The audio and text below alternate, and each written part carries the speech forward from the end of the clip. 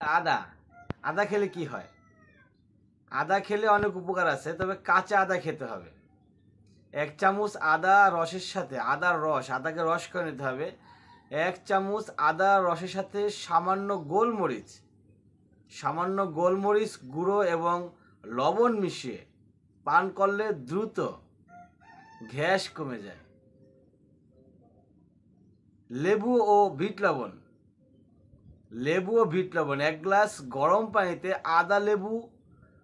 আদা লেবু চিপে সামান্য বিট লবণ মিশিয়ে সকালে সকালে খালি পেটে খেলে হজম ভালো হয়, গ্যাসও কমে যায়। লেবুও খেতে হবে, বিট লবণও খেতে হবে, আদাও খেতে হবে। তারপর হচ্ছে জিরার জল মানে জিরার পানি। রাতের বেলা জিরাটাকে ভিজিয়ে রাখতে হবে, তারপর সকালবেলা মর্নিংয়ে সে জিরা ভিজানো পানি পান করতে হবে। পুদিনা পাতা, তারপরে আসছে পুদিনা পাতার রস পান করলে গ্যাসের সমস্যা দূর হতে পারে ইনশাআল্লাহ তাআলা। পুদিনা পাতা অত্যন্ত গুরুত্বপূর্ণ একটা জিনিস, আমরা সবাই জানি। অনেকে দেখবে রমজান মাস আসলে সে পুদিনা পাতা দিয়ে বিভিন্ন ধরনের বড়া টড়া, পেঁয়াজ, আলুর চপ, বেগুন এগুলো বানিয়ে থাকে, টেস্টি হয়, এতে করে গ্যাস ভালো হয়। তারপর হচ্ছে তৈলাক্ত ও মশলাদার খাবার, চা, কফি এবং অ্যালকোহল পরিহার করুন, এগুলা খাওয়া যাবে না। অল্প অল্প করে খাবার খান, বেশি পরিমাণে খাবার খাওয়া যাবে না। অল্প অল্প করে খাবার খান এবং বারবার খান।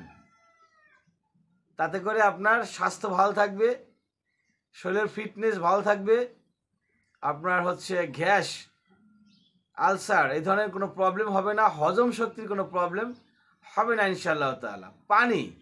পর্যাপ্ত পরিমাণে পানি পান করুন, বেশি থেকে বেশি পরিমাণে পানি।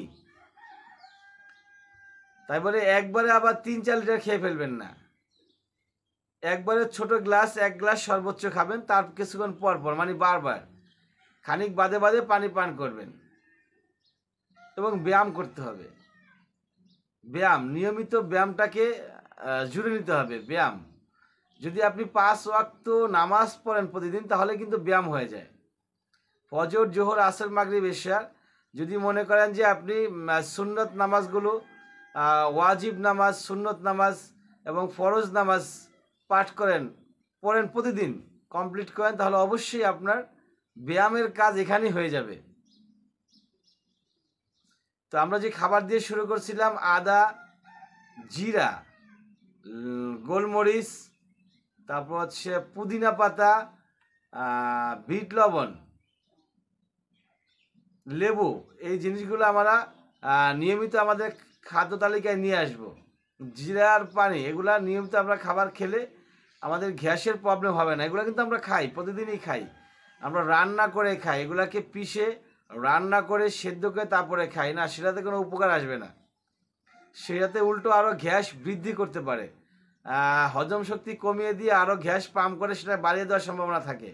তাই আমরা প্রত্যেকটা জিনিস কাঁচা অবস্থায় যে যেভাবে পারি, আমি তো কয়েকটা সিস্টেম বললাম, ওই সিস্টেম বাদ দিয়ে আপনি কাঁচা অবস্থায় আদা, লেবু, জিরা, তারপর হচ্ছে পুদিনা পাতা, এগুলো আপনি আপনার মন মতো যেভাবে ইচ্ছে আপনি খেতে পারেন কাঁচা অবস্থায়। তাতে করে ইনশাআল্লাহ তাআলা আপনার গ্যাসের প্রবলেম মহান রব্বুল আলামিন দূর করে দিবেন। আপনি যদি ভরসা করেন আদার উপরে, জিরার উপরে, তারপরে পুদিনা পাতার উপরে যদি আপনার ভরসা থাকে যে আদা, জিরা, পুদিনা পাতা আমার গ্যাস সমস্যার সমাধান করে দিবেন, নাউজুবিল্লাহি মিন জালিক, তাহলে আপনি গুনাহগার হয়ে যাবেন, শিরকের আওতাভুক্ত হয়ে যাবে। এটা বলতে হবে যে এই আদা, জিরা আর উসিলায় মহান রব্বুল আলামিন আমাকে সুস্থতা দান করবেন ইনশাআল্লাহ তাআলা। ওয়া আখির দাওয়ানা আলহামদুলিল্লাহি রাব্বিল আলামিন।